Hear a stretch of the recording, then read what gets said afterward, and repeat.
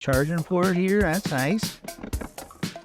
Away those go. That's a weekend's worth of camping gear, some luggage. Look at the size of that, yeah. In a pinch? In a pinch, if you're a 5'9" guy like you. But I would not want to be doing even like a 2-hour trip on that. I'm tapping ankles. I'm Dorothy here. There's no place like home. In the past few years of test drives, I've often reported on Mazdas having some of the best performing lighting systems I usually come across for the money. Later, you and I are going on a night drive to see if this CX-90 meets expectations. But first, let's meet this machine and take it for a test drive. The CX-90 is the new Mazda 3-row. It debuts for model year 2024, so it's the first year of the first generation of this all-new model. My tester's built in Japan. This color is called Soul Red Crystal Metallic, and you're looking at the first Mazda product on North American roads that's built on their latest advanced large vehicle platform. All models run a pretty rare double wishbone style suspension that's more common in high-performance cars. They've gone that route here for improved handling response. Towing capacity is 3,500 pounds, and premium gas is recommended but not required. That's no biggie for my tester because this is the plug-in hybrid or PHEV PHEV, and it's capable of using hardly any gas at all. By the way, for all the driving I'm showing you in this video, we're running regular grade gasoline. Also, I'll be showing you why I'm a little bit in love with this engine a little later in this video. So this unit is the GS-L trim grade, and with all-wheel drive and the automatic 8-speed, call it 60,000 Canadian loons for the machine on your screen. You can have 6, 7, or 8 seat setups, and while shooting this road test segment, me and camera guy James spent so much time checking out the rear seating and cargo area of this tester that we made an entirely separate video covering that with crazy levels of detail, so be sure to look for a link to that video in the description below if you're watching on YouTube. Charging port here, that's nice. But if we fold those down again just to show the difference here. Away those go. That's a weekend's worth of camping gear, some luggage. Look at the size of that, yeah. But that's a ramp. When you go here, you're coming up. Everything is uphill. Actually, even that rear floor segment is angled upwards, isn't it? Yeah. So let's take a look at how everything works so that you can see why this machine drives the way it does.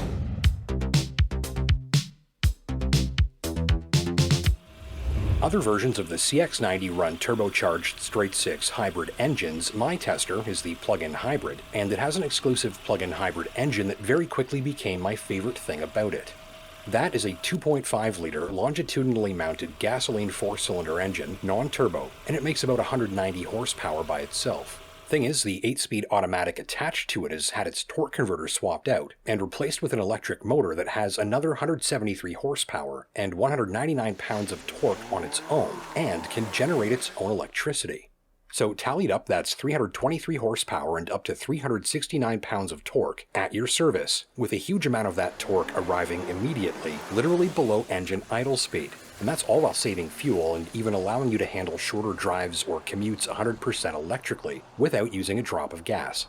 The thing about the electric motor that's boosting the gas engine here is that that electric motor is also its own generator, and so if you can think electric turbocharger that makes its own electricity, you'd be in the right ballpark.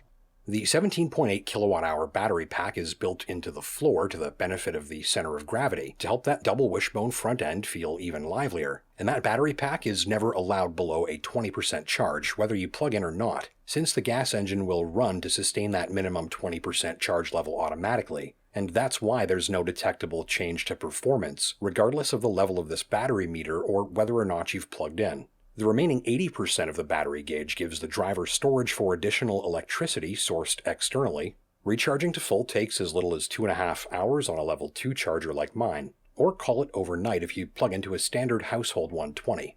The CX-90 is rated for 42 kilometers of all-electric range, but that's at room temperature, so what happens when it's cold out?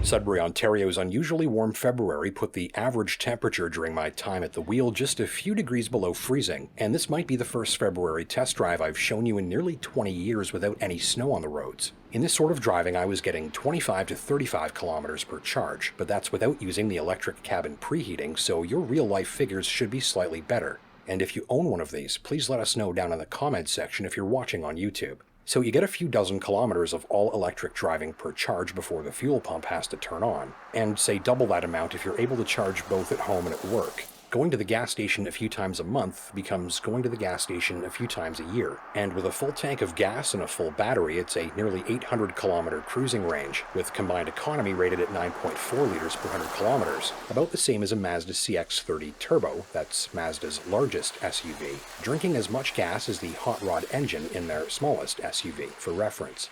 Remember, charging is always optional and never mandatory. As long as there's gas in your tank, you just drive this machine the way you would anything else, and plug in whenever it's convenient.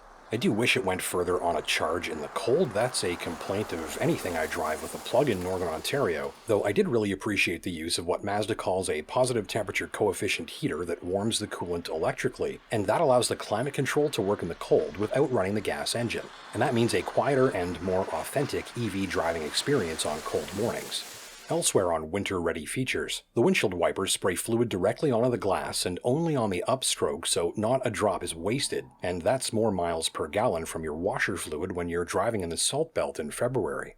Still, a backup camera washer would have been nice. I'm starting to see these all over the place and at even lower price points than this tester, so I was surprised to find it missing here. You've got to clean the lens yourself, and pretty often in conditions like these. But anyways, how does it drive?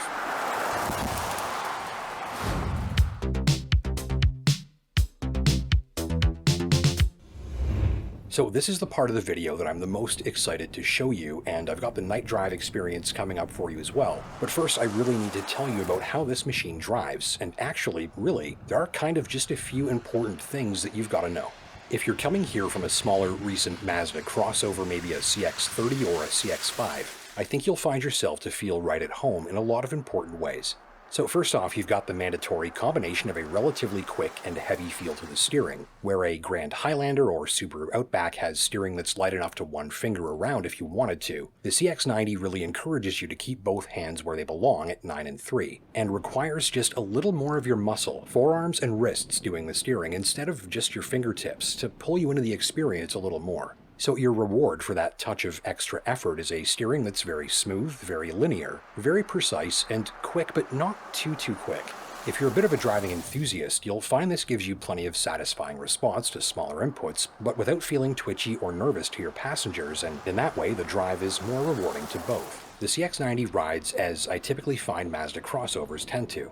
They lean more towards the sporty side of the spectrum, but while keeping ride quality in check on most surfaces. In my tester, I found the suspension kept the body tightly sprung against its wheels, and there is a layer of dense softness to the outer edge of the suspension's travel that really helps damp down that harsh bite from potholes and railway crossings and the like. On smooth roads, think high-riding sports sedan and you're in the right ballpark.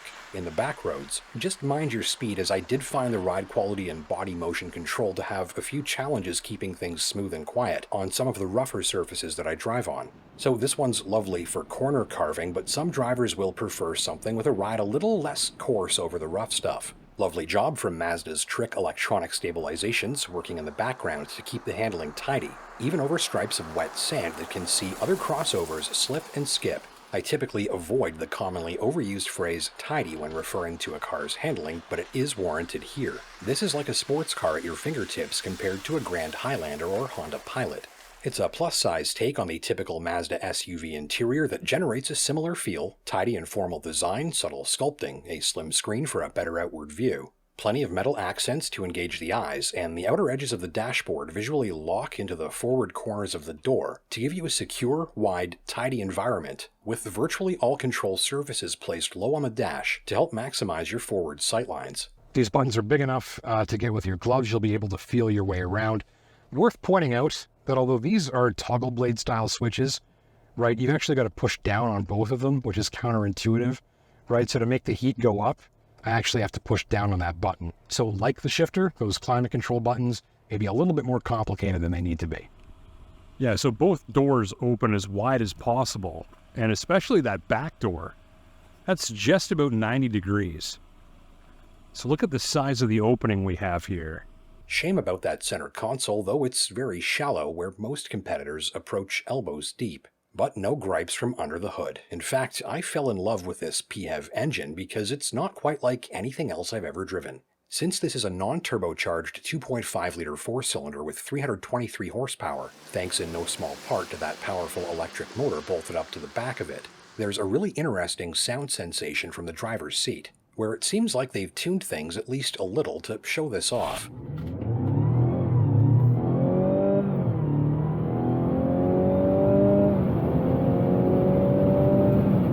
Opened up, it's a healthy growl like a hot all-motor 4-cylinder from back in the day, but that electric motor fills in with huge on-demand torque right off the line.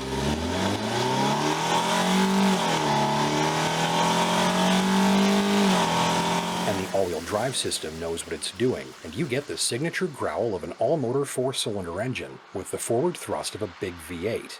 This was the biggest surprise of my test drive. I didn't think this engine would be as much fun to use hard, let alone this much fun to listen to.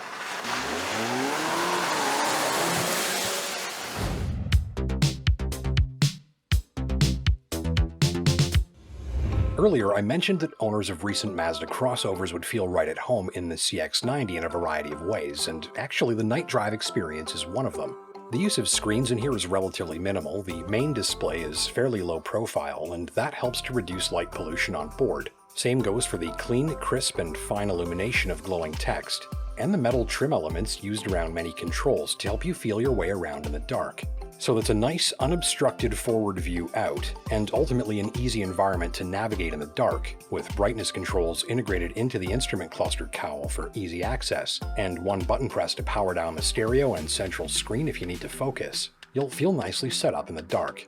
Typical headlight performance too, with powerful adaptive LEDs bending illumination into corners, very strong peripheral illumination to the sides, especially the right-hand side. Excellent reach of the high beams to far-off reflectors means it's easier to preview upcoming corners, and check for distant hazards near the roadside. So in all, for the money, I think this is the lighting system you would expect. It puts loads of powerful light exactly where your eyes will be looking for it, helping reduce eye fatigue and improving nighttime vision comfort, and ultimately making sure you enjoy the drive just as much once the sun's gone down.